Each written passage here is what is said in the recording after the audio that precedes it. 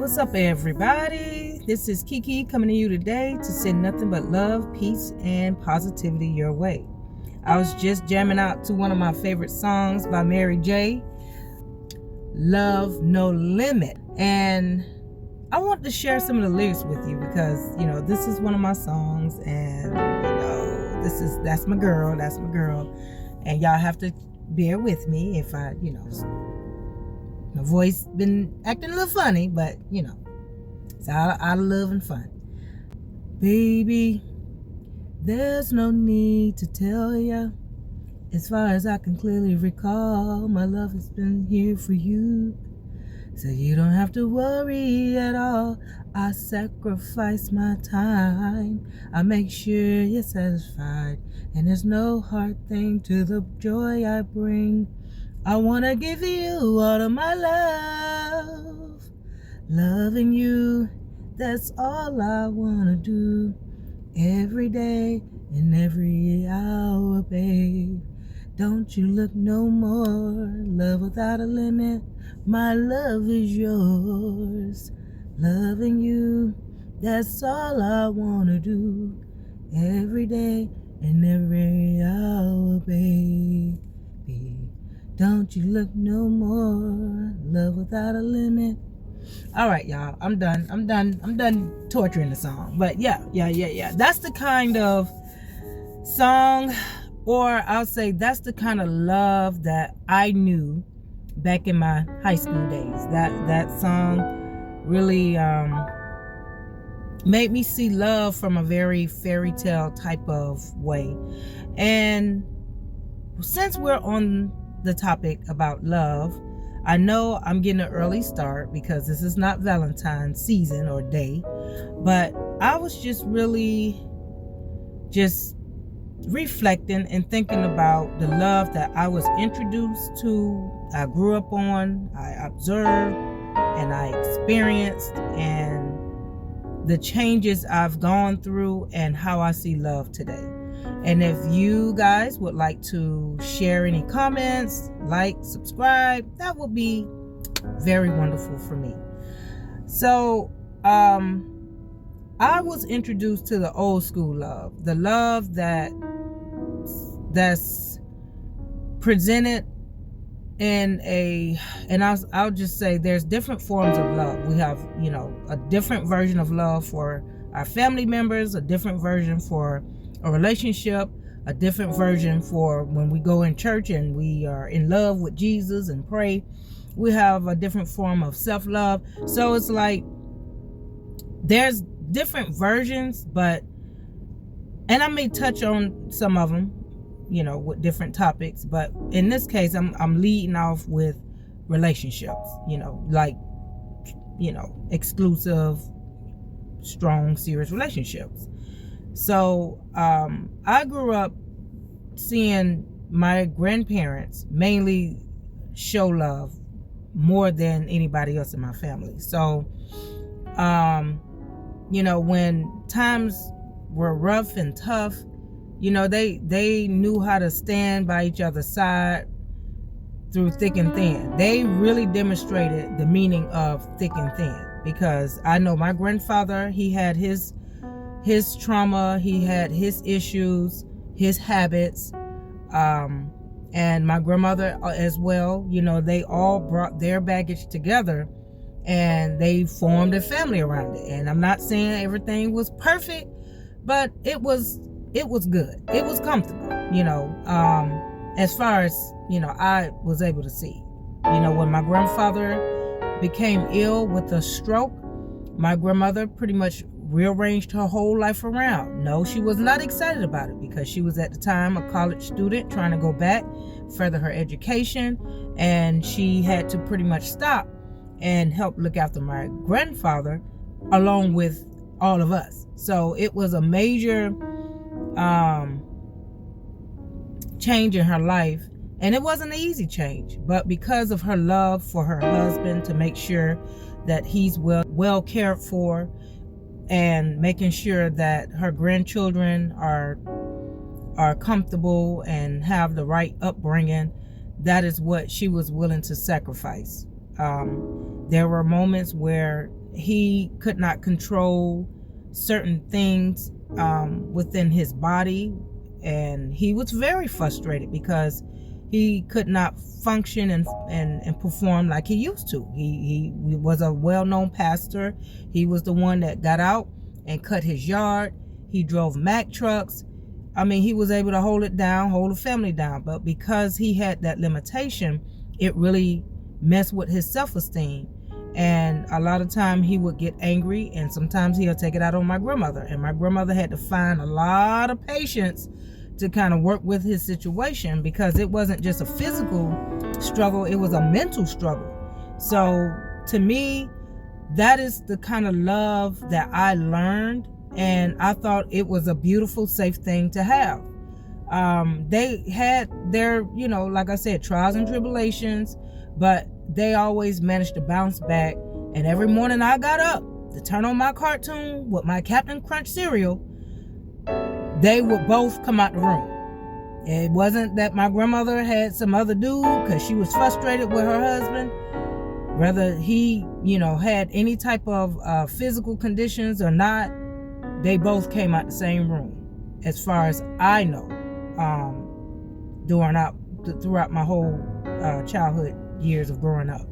So, with that being said, as I continued on throughout life, and I experienced my own version of love, with giving, sacrificing my time, my body, my money for somebody that I really loved and really thought that I would get that reciprocal type of love. I learned that if there's no love, no self-love, there's not going to be long-lasting love at all. There's nowhere around it. Nowhere around it. I don't care how fat your ring look. I don't care how thick your man look. I don't care how juicy your cupcake look. There's no way your relationship will stand the test of time if you both come into the relationship with trauma, unhealed situations, and no self-love. And so that's kind of what I had to learn. That is my lesson that I had to pick up and carry on and apply in my life, because, like I said, I've been married for over 20-some years, and it eventually became, toxic. So I had to kind of step back and say, this is not the route I'm trying to go. But see, if you by yourself talking like that, you ain't gonna get nowhere. You might as well just be prepared to be single. So as I fast forward to, today's time, I'm learning throughout my spiritual journey that people have different intentions when they use the word love. Okay? I'm learning that, and this is what I observed. Now, if I'm wrong, you're free to chime in. I'm safe. You can share. You can open up. Just, be respectable. Okay. I have learned that, when people go to church and they say they're in love with Jesus, and they really can't, they have to really try hard to use their imagination or live through a story based on faith, and just, some words written in the book. But then they say, I want to be Christ-like.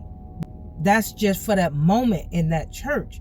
And then when they come out the church, they kind of forget that that's the agreement that they decided to sign up for on a contract. Because actually, when you decide to become a Christian, that's almost like signing up for a contract. You agreeing to follow the steps of being Christ-like. And you have to be very familiar with the story in order to know how to be Christ-like, right? And so a lot of people, I notice, they come out to church, or they don't even come out to church good. Sometimes they'll get up and they start looking at other people in a lustful way. I notice that some people start flirting in church, and a lot of times they're not single. I've observed people just being very negative, looking for favors, and and lying about being able to, help and pay somebody back, or they always trying to find a way to use the religion to their benefit, okay? Because they know people are very sensitive about it, especially African American people.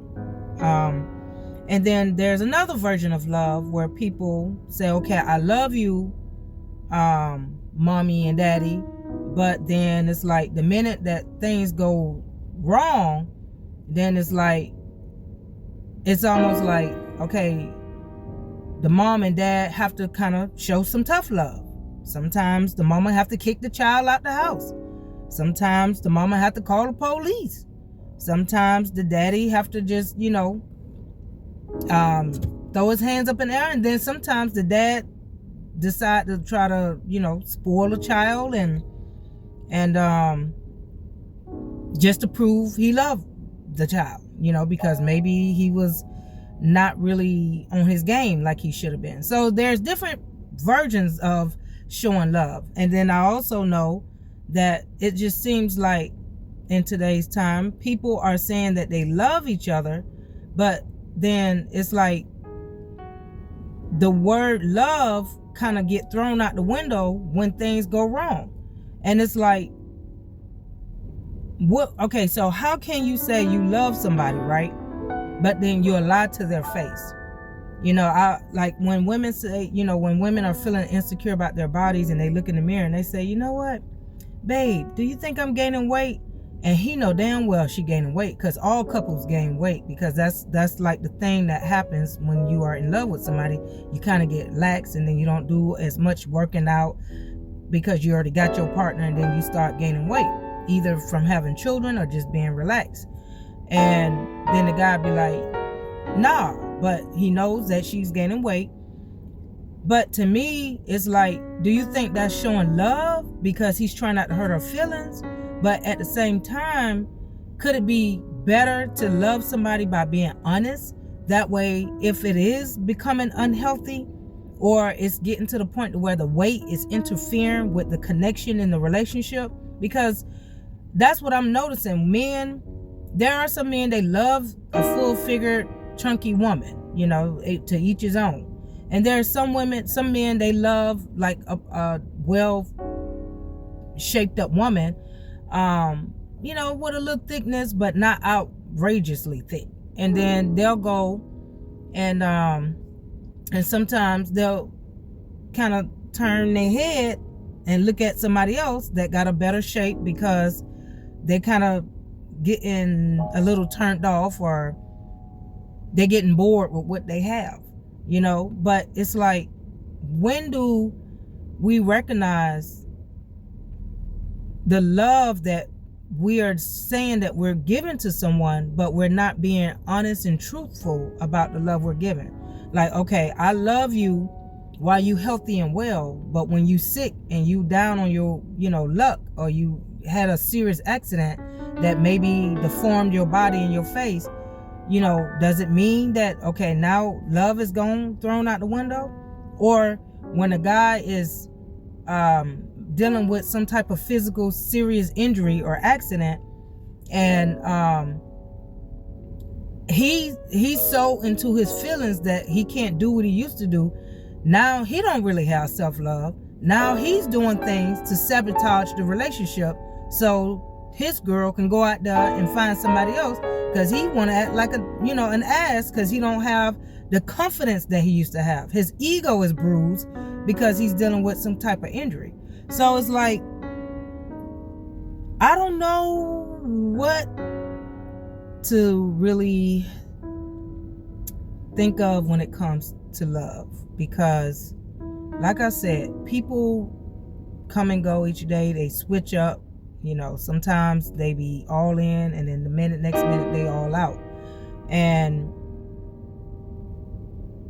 people go through different mood swings. They have mental illness. They have physical conditions, money setbacks, all types of things like that. But it's like, yet everybody say, okay, I love my partner, but the divorce rate is increasing. So is there really a such thing as love? Because like I said, if you have self-love, because this is what I'm learning about with the spiritual consciousness, the journey I'm on. When you have self-love, you treat people how you want to be treated. You love yourself so much to where you don't deal with bullshit. You don't go and lie. You don't play in people's face. You don't waste people's time because you don't want your time. Because see, we're all connected, right? So we try to look at people like, okay, we know that we have different backgrounds. We know we have a different characteristics, different body shapes and body types. But at the end of it all, we want to see people grow, strive, and thrive. So, because if they're breaking down, then it can trickle around in the community to where now I'm being affected because I'm here trying to be, a good person and look at the positive in everything and encouraging love and genuine types of behaviors. But now, there's people out there that refuse to deal with that. They want to play the field. And those who want to do that, I mean, no hate to that, because there are some women out there that like to play the field too. But I just feel like it's important when people talk about they love each other, it's important that it matches what they are needing in their lives. Love should be unconditional. But some people say no. I love him because he's taking care of my kids from a different baby daddy. I love him because he's, making sure I'm comfortable. But then what happens if he's not able to do that? What happens if he run into a situation? Does it mean the love changes? Does it mean that now it's time to go replace him with somebody else? Or even if it's a woman, replace, the woman with somebody else because the woman maybe have pregnancy scars or maybe gain weight or maybe going through different hormonal situations where she's not the same. And sometimes people change based on the responses they're getting from their partner. So if you're on a job, it's stressing you out, you ain't gonna want to have the enthusiasm to stay on that job. If you with a partner and she's stressing you out or he's stressing you out, your motivation won't be the same.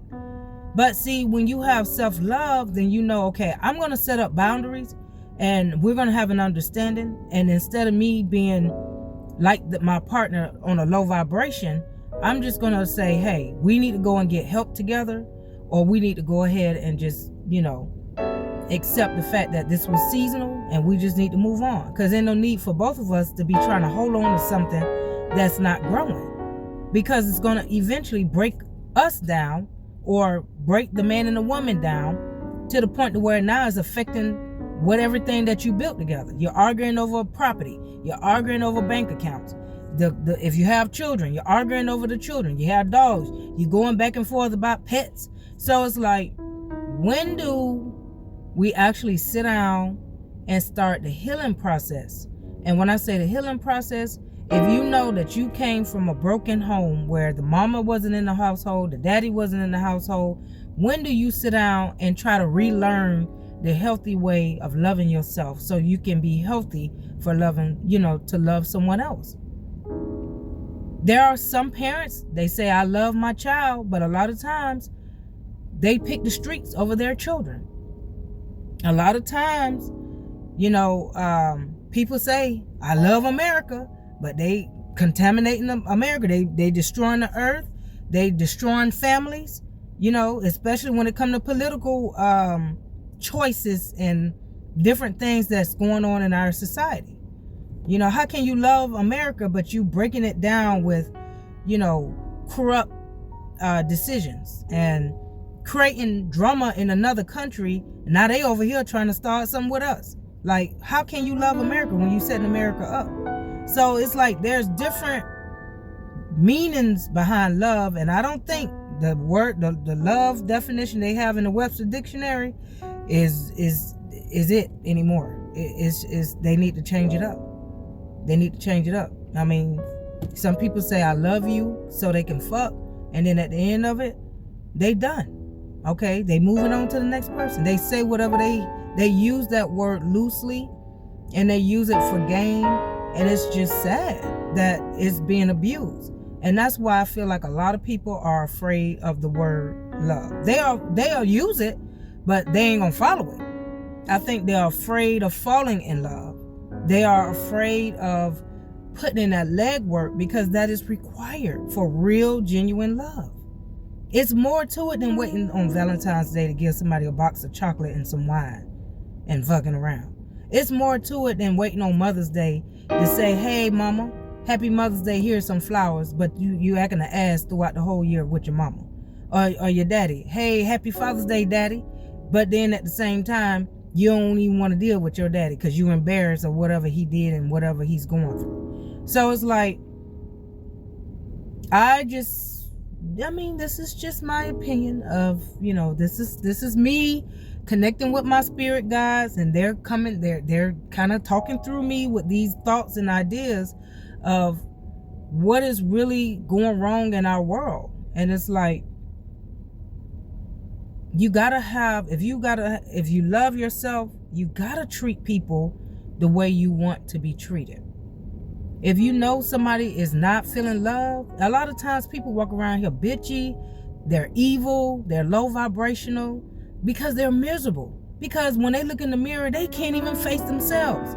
They either hate the inner self because they don't understand why they think and do what they do, why they're easily weak and influenced, or they hate because they don't look like the next person that's being, I guess, uplifted in social media eyes, because they don't have their naturalness of, they don't know how to embrace what they have been born with. And so you can't be mad at yourself if you're destroying your own self, if you're destroying your body, if you're destroying your skin, if you're destroying your hair. People walking around, I seen this lady with alopecia, and I ain't trying to, degrade anybody with it.